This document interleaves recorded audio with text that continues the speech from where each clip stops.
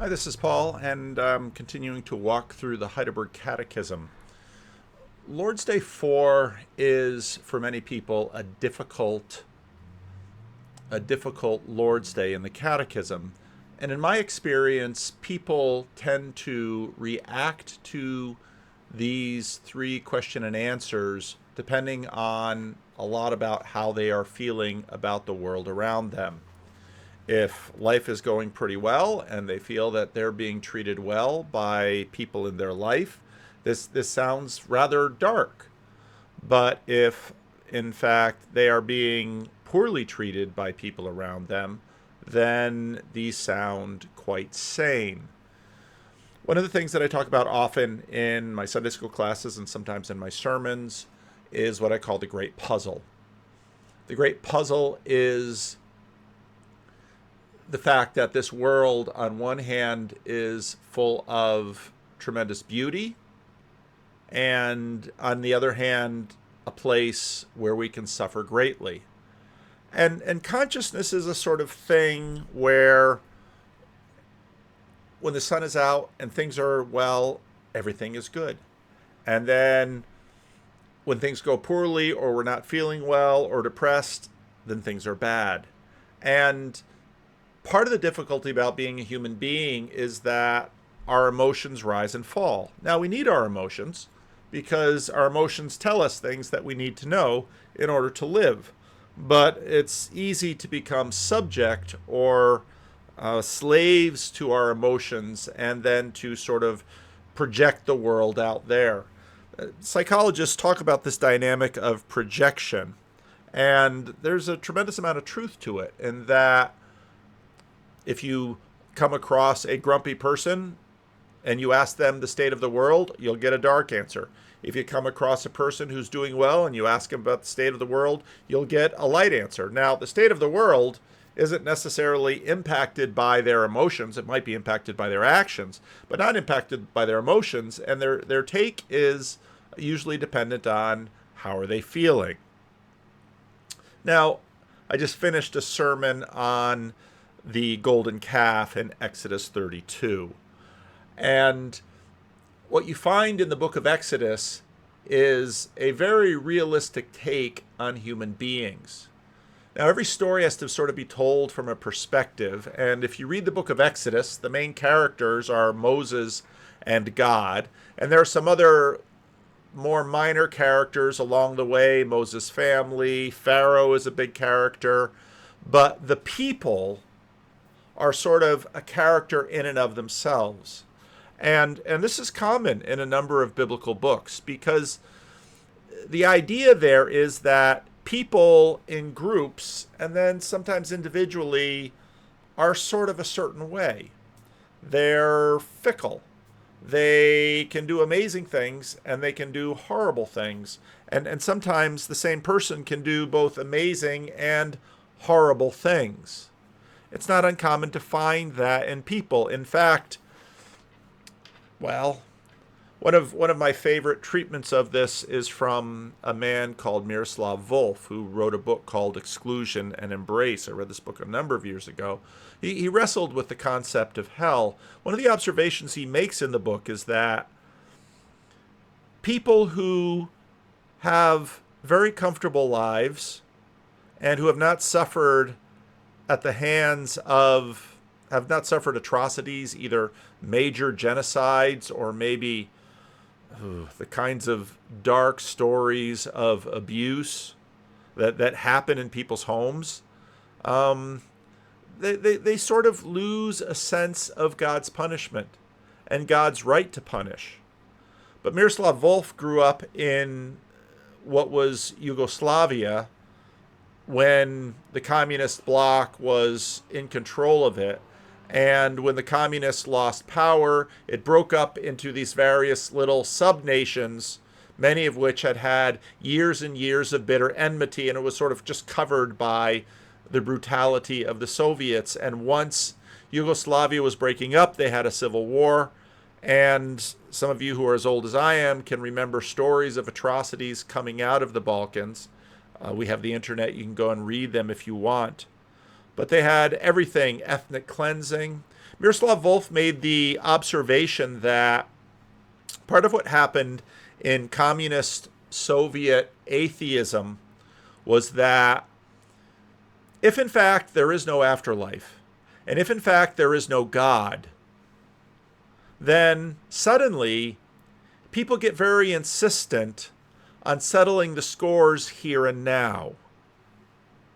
And that becomes a difficult thing because, for example, let's say you are a very well-known tyrannical dictator who has caused the loss of lives and the suffering of millions and millions of people. You can think of some of the most well-known names of the 20th century, Adolf Hitler or Joseph Stalin or Chairman Mao or Pol Pot. He was really sort of a minor one. Cambodia was a small country compared to China, the Soviet Union, or Nazi Germany in World War II and the Holocaust. Remember, 6 million Jews lost their lives, but 6 million other people did too. These men caused the death and suffering of many, many people. You have the question, well, how can justice be settled? Now, certainly you can find those who collaborated and participated with these great atrocities. But can you actually somehow settle the score just with one shallow human being's life? Well, how old was Hitler when he was hiding in his bunker as the Russians were gobbling up Germany east of Berlin? Was he in his, I could look it up, I guess, but I don't really care because the number doesn't really matter. Late 50s, early 60s. Let's say you managed to keep Hitler alive and somehow in torture give him the maximal amount of torture that you could, while at the same time extending his life as far as you could. Would that settle the score? For the millions and all of the various levels of suffering that he was responsible for perpetrating? Now, of course, he was not alone. There are many, many others with him. And there are many, many others who we would think would be, well, probably pretty good people, except for the circumstance. This segment of misery in the Heidelberg Catechism, when it talks about human beings, talks about our capacity. And while all of us, praise God, have known some good people in our lives, and maybe even some heroic people in our lives, one of the facts about human misery and suffering is that it compounds in this world. That, in fact, one person, maybe a well-meaning person, makes a decision and an entire population of people suffers. If you're looking for a good book to read, Thomas Hager's The Alchemy of Air is a fascinating read. The subtitle is A Jewish Genius, a Doomed Tycoon, and the Scientific Discovery That Fed the World and Fueled the Rise of Hitler. Towards the end of the 19th century, world leaders were increasingly concerned about the world's capacity to feed its 1+ billion people, because farmland was depleted. And while you could use natural fertilizers like manure didn't provide anywhere near the scale of putting nitrogen back in the soil that the human population demanded. There were some islands off the coast of South America that were discovered to have thousands of years worth of guano on them, and they were being mined. And in fact, 2 South American countries fought a war over those islands because it was so valuable, because that was the only kind of fertilizer they had. And the reality is that we're surrounded by nitrogen all the time. Most of the air we breathe is nitrogen, but it doesn't get into the soil in the way that the soil needs in order to grow crops. And so what this scientist did was, well, he created a way to take nitrogen from the air. Here's talking about these islands. To take Franz Haber, to take nitrogen from the air and be able to turn it into a chemical and rejuvenate the soil. People guess that maybe the world could hold maybe 3 or 4 billion people and feed that many people. And of course, we're up above 8 billion now. And the reason that could be done was because we could make fertilizer from the nitrogen in the air. You know what else needed that nitrogen? Explosives. He was an ardent German nationalist. And as Germany faced the First World War, they needed munitions to fight the Allies, and so that helped too. He could do a lot of things. He was a brilliant chemist. He also made a particular kind of gas that could be used as a weapon. And so they had gas attacks to try to defend Germany. He also developed a kind of gas that a generation later would be used to gas Jews in Hitler's camps. It's an incredible story. And it's a tremendously tragic story, because this is how we are. When Jesus on the cross prays, "Father, forgive them, for they don't know what they're doing," that's true. But so often we do know what we're doing. But doesn't God do us an injustice by requiring in his law what we are unable to do? That's a really tough question. And because the fact, we would like to imagine that keeping the law is just a matter of doing this and not doing that. And we would like to imagine that human beings are the kinds of creatures that, if I say I'm not going to do this, I will never do it. Any realistic assessment of how we are shows that there are often glimmers of good in the vilest of human hearts, but there are also capacities of evil in the best of us. Of course, Solzhenitsyn said the line between good and evil goes through every human heart. God created human beings with the ability to keep the law. They, however, provoked by the devil in willful disobedience, robbed themselves and all their descendants of these gifts. Now, again, this sounds terribly otherworldly and fantastical, but if you boil it down into, well, what we normally see about regular human beings, little Johnny did that. Why? Because of how he was raised. There's a transmission that gets going in us, and there's a civilizational transmission that happens, whereby our estimations of good, bad, right, and wrong are completely lost. Today, in many places, people like to look around and say, well, if I lived in such and such an era, I would not have participated in these heinous crimes. I'm deeply skeptical. I would imagine that 100 or 200 years from now, if the Lord tarries, people will look back at our age and they will say, I cannot believe the unenlightened moral values that California in the 2020s lived under. Now we look around and we say, oh, we don't own slaves, but, well, there's almost zero things that we do that we can't find a moral taint in. So much we don't even know that we're doing them. And somehow we want to say, oh, but surely we shouldn't be held liable for any of that. When in our same breath, we certainly hold Aztecs liable for human sacrifice, or antebellum plantation owners liable for human slavery, or soldiers liable for killing the fathers and sons and committing atrocities all around the world. throughout all of human history.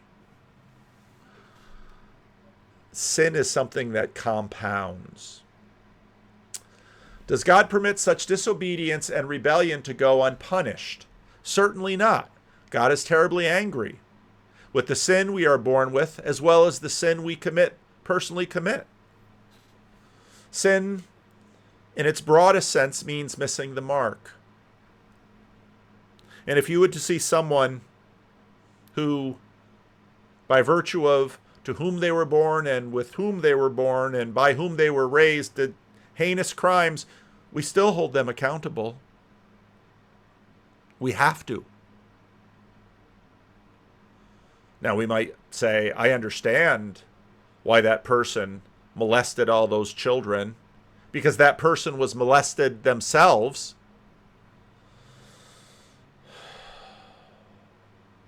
But not everyone who is molested goes on to molest. They might go on to do other things. Who knows? Should God not hold scales to human history? Bill Maher had a conversation with Jordan Peterson, and Bill Maher basically says, I don't think anybody is held accountable for what they do. Didn't Saddam Hussein mostly get away with it? Who of us can tell? The irony is that even though we from afar might look and say, wow, maybe Saddam Hussein really does enjoy himself with all of his wealth, and we might go look at other people in history and say, Genghis Khan, got to rape all he wanted and have how many concubines and wives and have how much money and have how many lands and go and take whatever he wanted. Isn't in some ways all of the acquisition that they made an indication that they were trying to fill something empty inside?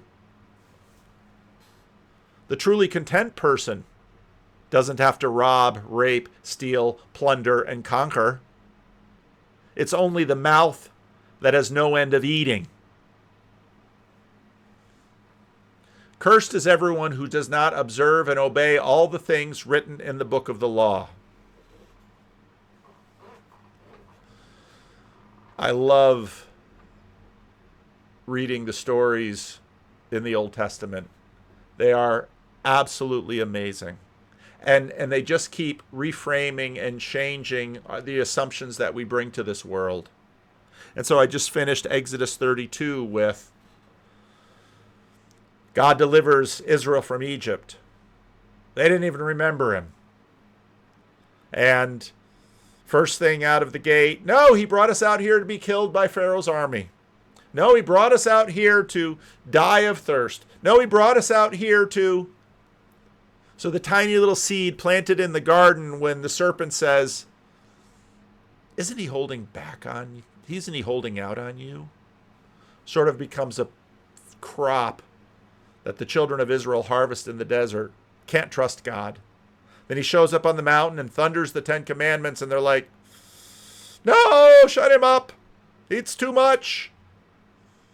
God says, I want them to have some fear. Fear they have.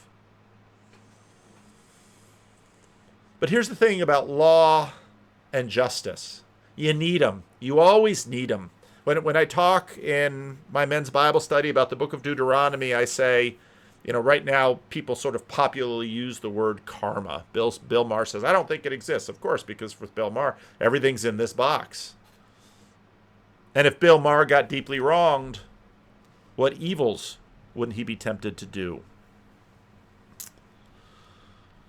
The book of Deuteronomy is in some ways very flat. Keep the covenant and God will bless you. Fail the covenant and God will curse you. And then, of course, things don't go so well for Israel. And, well, isn't that the deal you wanted? I want to be in control of my life. If I do good things, I want them always to bear fruit. Good. If you do bad things, do you want them always to be punished? Yes, until you begin to realize that the evils that you do, you're probably only half even conscious of. And so what to do then? And in fact, we live in this anxious age where this great article on the surprising basically the surprising return of guilt, where suddenly people are like, oh my goodness, I'm just living a normal American life and I'm destroying the planet. I almost can't help it. I need a car to go to work. What am I to do? And then we've had a moment in history where we've liked to sort of pile the atrocities of human history on subsequent generations and say, well, you're all responsible for that. Oh, can't go back in time and undo it. How can I make up for it? Should God just say, your daughter got raped. That's the way it goes. Bill Maher, that's kind of what he's left with. Well, there is no God, so all that's left is buy a gun and kill anyone who seems to threaten my family. Yeah. And it keeps going from there. But isn't God also merciful? God is certainly merciful, but also just. God's justice demands that sin committed against his supreme majesty be punished with a supreme penalty, eternal punishment of body and soul. And I know that's a tough thing. That's a tough one. But again, please tell me how you could exact from Hitler's natural body sufficient justice to balance the scales of everything done to him. What would that look like? And the truth is, we have no idea. We have no idea how to balance any of these things. Basically, Lord's Day 4 says, all of the suffering of humanity will not go unaddressed.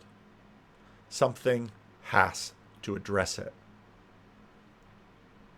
In Exodus 32, God and Moses kind of get into a fight. The Lord says to Moses, your people that you took out of Egypt. Moses turns around as a mediator and says, your people that you took out of Egypt, please relent. Don't kill them. I don't want to be the new Abraham. Then Moses goes down in the camp, kills 3,000 to restore order, and yet a plague comes. And Israel is sufficiently chastened by the stick to relent and confess and give in and try again. And good. It's good. They need to relent. God is fully within his rights to punish. And in fact, we need human governments that have the power of the sword to keep order and to punish. But what all of that shows is that we need a new heart. And somehow God is going to have to address us. It seems if you read the book of Exodus, it was way easier for God to make 10 plagues to get Israel out of Egypt. It was way easier for God to kill the firstborn of Egypt to get Israel out than to actually change the hearts of the children of Israel in the desert. Try and try and try. And the story goes through the Old Testament again and again and again. And someone says, I think people are basically good. And I think, you have lived a wonderful life, I'm sure. I think if you had different circumstances, you might think differently. People have an enormous capacity for good. They also have an enormous capacity for evil. And truth is, if we are blessed to live at a prosperous time and place with relatively good order and affluence, like we enjoy here in North America, and even some of us enjoy it way more than others, you might have that sunny disposition. But if you look over human history, I doubt you would say God should just shrug. Something has to happen. How can God actually live with the rebellion of his own creation?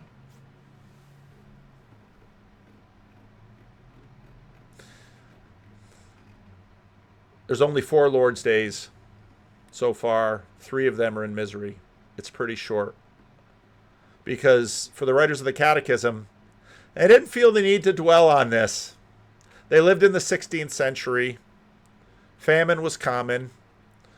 I'm sure childhood, infant mortality rates were horrendous. Everybody suffered, and they knew it. And they also knew much of their suffering was coming from other human beings, and they knew that too. And so the Catechism doesn't want to linger too long on misery. It basically says, yeah, misery, it'll find you. What we want to get on with is deliverance and then gratitude. So, hope this is helpful.